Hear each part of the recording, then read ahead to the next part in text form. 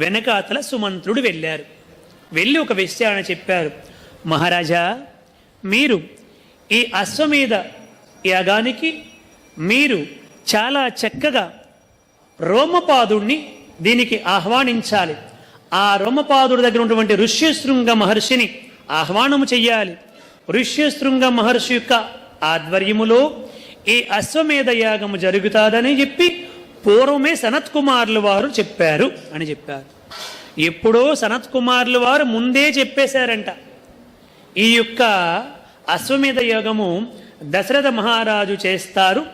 ఋష్యశృంగ మహర్షి, విబండక మహర్షి కుమారుడైనటువంటి ఋష్యశృంగ మహర్షి, రోమపాదుడి యొక్క అల్లుడైనటువంటి ఋష్యశృంగ మహర్షి శాంతా సహితుడై వచ్చి ఈ అశ్వమేధ యాగము చేస్తాడని ముందే చెప్పారు. కాబట్టి మీరు వెళ్ళి అతన్ని ఆహ్వానించండి అని చెప్పారు.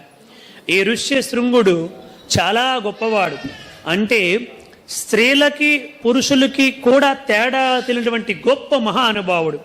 అటువంటి ఋష్యశృంగుణ్ణి రోమపాదుడు ఒకానొక సందర్భములో అతను వచ్చి కాలు పెడితే తప్ప ఆ రాజ్యానికి ఏర్పడినటువంటి క్షామము తీరదని చెప్పి ఆ రోమపాదుణ్ణి ఆహ్వానిస్తే అప్పటికి ఎన్నో సంవత్సరాల నుంచి వర్షము లేకపోతే రోమపాదుడు ఆ రాజ్యములో అడుగు పెట్టగానే వర్షాలు కురిశాయి. అందుకోసమని చెప్పి తన కుమార్తె అయినటువంటి శాంతనిచ్చి వివాహము చేశాడు. అసలు ఈ శాంత ఎవరని చెప్పంటే దశరథ మహారాజు యొక్క కుమార్తె శాంత. ఈ శాంతని ఆ రోమపాదుడికి తన స్నేహితుడి కాబట్టి ఆయనకి పెంపకం ఇచ్చేశాడు ప్రారంభములో. నాకు పిల్లలు కలుగుతారు అన్నటువంటి నమ్మకముతో. ఆ తర్వాత పిల్లలు కలగలేదు. సో వారిని ఆహ్వానించి వారిని ప్రధాన ఋత్వికుగా పెట్టి ఈ కార్యక్రమాన్ని చెయ్యండి అని చెప్పన్నాడు. రోమపాదుడు ఎంత గొప్పవాడని చెప్పంటే మనందరికీ కూడా శృంగేరి శారదా పీఠం ఉంది కర్ణాటకలో. అది ఎలా ఏర్పడిందంటే ఆది శంకరాచార్యులు ఆ సేతు హిమాచల పర్యంతం కూడా పాదచారి తిరుగుతూ ఉన్నటువంటి సందర్భములో ఆ పర్యటనలో అక్కడికి వచ్చారు, ఆ ప్రాంతానికి వచ్చారు. అలా వచ్చినప్పుడు ఒక కప్ప ఆకలి కోసం, ఆహారం కోసం బయటకు వచ్చింది. అది బాగా ఎండ ఎక్కువ తీవ్రతగా ఉంది.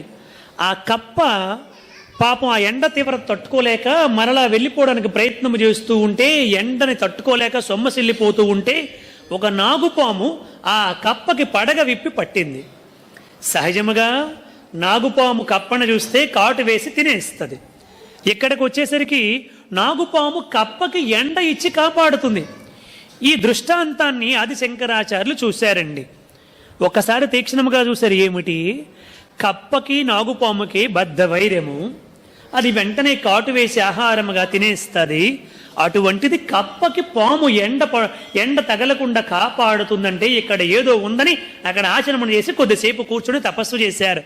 అప్పుడు ఆయనకు అర్థమైంది ఏమిటంటే కొన్ని వేల సంవత్సరాల క్రిందట ఋష్యశృంగ మహర్షి తపస్సు చేసినటువంటి ప్రదేశము ఇది అని తెలుసుకున్నారండి. చూడండి, అందుకని చెప్పి అక్కడ ఆది శంకరాచార్యులు ఇటువంటి పవిత్రమైనటువంటి ప్రదేశములో ఎన్నో వేల సంవత్సరాల క్రింద ఋష్యశృంగుడు తపస్సు చేస్తే ఈనాటికి కూడా అక్కడ పాము కప్ప వైరము లేకుండా జీవిస్తున్నాయి. చూడండి, అంటే మహాత్ములు తపస్సు చేస్తే, మహాత్ములు కొద్దిసేపు సేదతీరితే, మహాత్ములు అక్కడ కొద్దిసేపు విశ్రమిస్తే ఆ స్థలాలు కూడా అంత పవిత్రమైనవి అయిపోతాయి.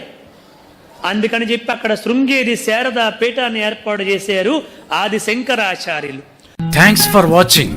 Please comment, like, share and subscribe our channel.